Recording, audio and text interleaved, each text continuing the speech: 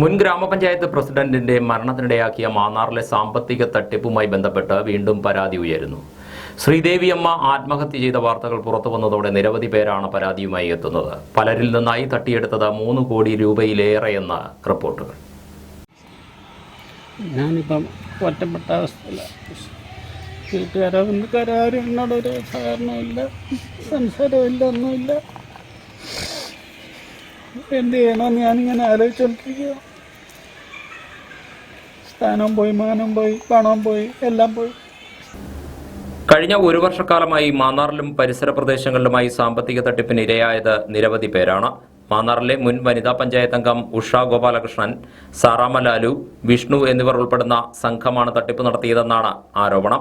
മാന്നാർ ചെന്നിത്തല പ്രദേശങ്ങളിൽ നിന്നും പലരിൽ നിന്നായി 3 കോടിയിലേറെ രൂപ ഈ സംഘം തട്ടിയെടുത്തിട്ടുള്ളതായി പരാതിയുണ്ട്.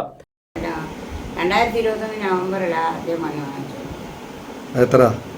അത് 13 ഗ്രാമിൻ്റെ. പിന്നെ 2023 കഴിഞ്ഞ മാസമായിരുന്നു. കഴിഞ്ഞ മാസത്തിലാണ് ഒരു മാള വാങ്ങിച്ചുകൊണ്ട് അത്യാവശ്യമാണ്. മാർച്ചിലായിരുന്നു. അധികം സമയമായിരുന്നു. ചോദിക്കുന്നുണ്ട്. ഫോൺ ചെയ്തത് എനിക്ക് എന്നും എന്നെ വിളിക്കുകയൊക്കെ ചെയ്യും. ഇപ്പം 2 ദിവസമായിട്ടാണ് എന്നെ വിളിക്കാത്തത്. സംസ്ഥാനത്തിന്റെ വിവിധ ഭാഗങ്ങളിലും സംഘം സമാന രീതിയിൽ തട്ടിപ്പ് നടത്തിയതായാണ് അറിയുന്നത്. തട്ടിപ്പ് സംഘത്തിന്റെ ഭീഷണിയും ഈ വിവരം പുറത്തറിഞ്ഞാലുണ്ടാകുന്ന അപമാനവും ഭയന്ന് പലരും ഈ വിവരം പുറത്തു പറയാൻ മടിച്ചു. കഴിഞ്ഞ മെയ് മാസത്തിൽ മാന്നാർ കുരട്ടിക്കാട് പ്രദേശവാസിയായ വീട്ടമ്മ ഈ സംഘത്തിന്റെ തട്ടിപ്പിനിരയായി ആത്മഹത്യ ചെയ്തിരുന്നു. ഇവരുടെ വസ്തുവിന്റെ ആധാരം വാങ്ങി പണയം വെച്ച് പണം തട്ടിയ സംഘത്തിൽ നിന്നും ഭർത്താവിന്റെ ചികിത്സയുമായി ബന്ധപ്പെട്ട് പണം തിരികെ ചോദിച്ചപ്പോൾ നൽകിയില്ല. ഗുരുതരാവസ്ഥയിലായിരുന്ന ഭർത്താവ് ചികിത്സയിലിരിക്കെ മരിച്ചതിനെ തുടർന്ന് കടുത്ത സാമ്പത്തിക പ്രതിസന്ധിയിലായ വീട്ടമ്മ ആത്മഹത്യ ചെയ്യുകയായിരുന്നു. കഴിഞ്ഞ ദിവസം സാമ്പത്തിക തട്ടിപ്പിനിരയായി മുൻ പഞ്ചായത്ത് പ്രസിഡന്റ് ശ്രീദേവിയമ്മ ആത്മഹത്യ ചെയ്ത വാർത്തകൾ പുറത്തുവന്നതോടെ നിരവധി പേരാണ് പരാതിയുമായി എത്തുന്നത്.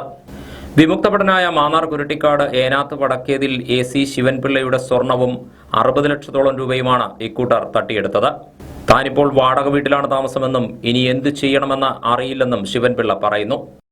പിന്നെ ഇവൻ പുതിയൊരു വേല ഇറക്കിയത്, ഞാനവിടെ അടൂര് അമ്പലത്തിൻ്റെ ഒരു പണി പിടിച്ചിട്ടുണ്ട്. അതിന് ലക്ഷങ്ങൾ മുടക്കുള്ളത്.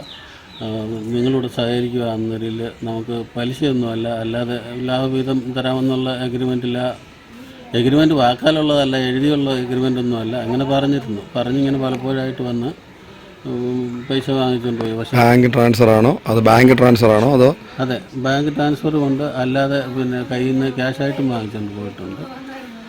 അത് കൊടുത്തത് കുറേ മുക്കാലും രേഖകൾ ഇത് ചെക്ക് മുഖാന്തരം കൊടുത്തതിൻ്റെ സ്റ്റേറ്റ്മെൻറ്റ് എൻ്റെ കയ്യിലുണ്ട്. കുരട്ടിക്കാട് വത്സല ഭവനത്തിൽ 71-കാരിയായ വത്സലയിൽ നിന്നും 2.5 പവൻ സ്വർണം, മാന്നാർ കുരട്ടിക്കാട് നേരൂർ പടിഞ്ഞാറേതിൽ രമണി അയ്യപ്പന്റെ 4 പവൻ സ്വർണം, നേരൂർ പടിഞ്ഞാറേതിൽ ശാന്തമ്മയുടെ 1 പവൻ സ്വർണം എന്നിവ ഈ സംഘം തട്ടിയെടുത്തിട്ടുള്ളതായും ആരോപണമുണ്ട്.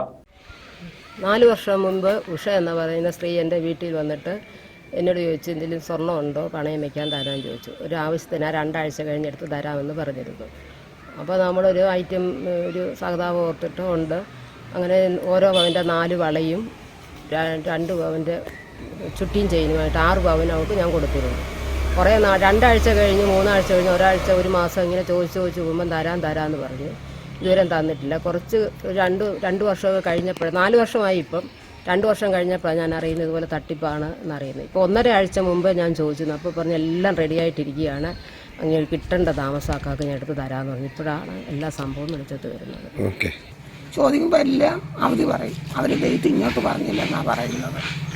ചോദിച്ച് കേട്ട് ഫോണിൽ വിളിച്ചാൽ പോലും അവർ ഫോൺ എടുക്കത്തുമില്ല.